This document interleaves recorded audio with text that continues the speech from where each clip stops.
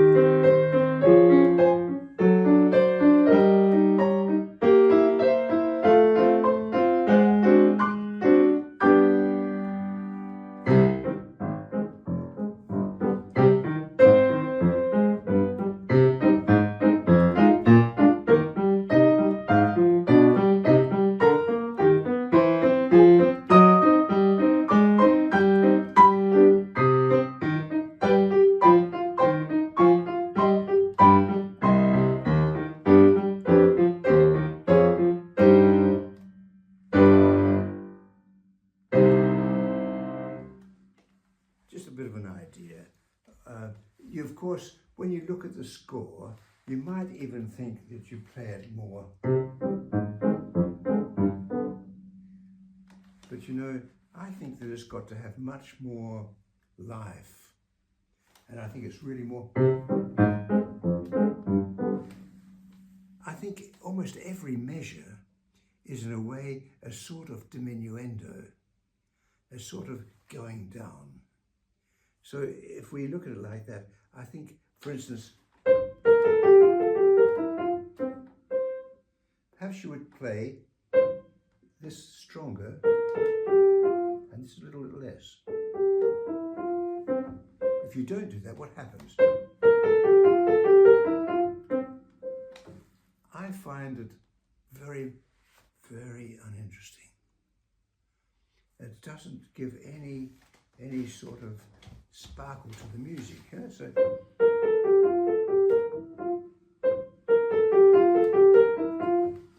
it's an interesting point, because I think one of the ways we learn the most is by comparing what we've done. And that's what I often ask my students when they played a piece and it sounded quite well. I said, would you replay it again, and please play it what you think is wrong. Let me hear how it sounds if it's really wrongly played.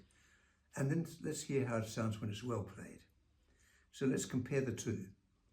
We must go from the one extreme to the other extreme. And let's see what we can learn from it. The funny thing is, I think many people learn more from that than any words you can use as a teacher.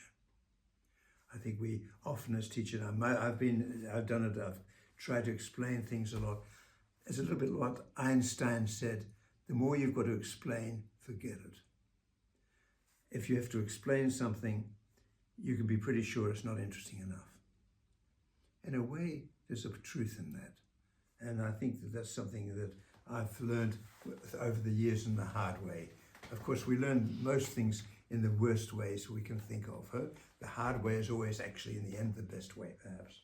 Anyway, enough talk. There we have it again. You see, I'm going on with talking, which I shouldn't be doing. But these things, I think, this is here also a wonderful moment.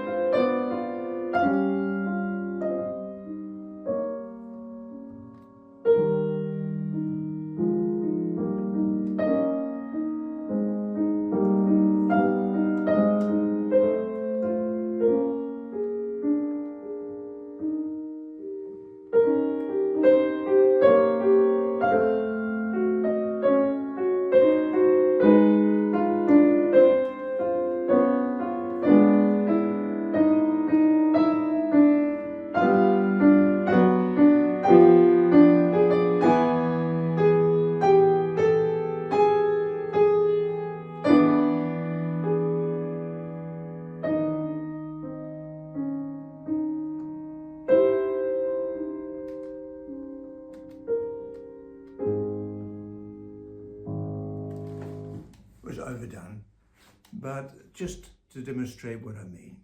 Anyway, these things, I think, are so important, and I think we need to develop a new way of piano playing based on how we breathe and how we listen to things around us and how we are connected to, basically, to the piano and to the music and the composer.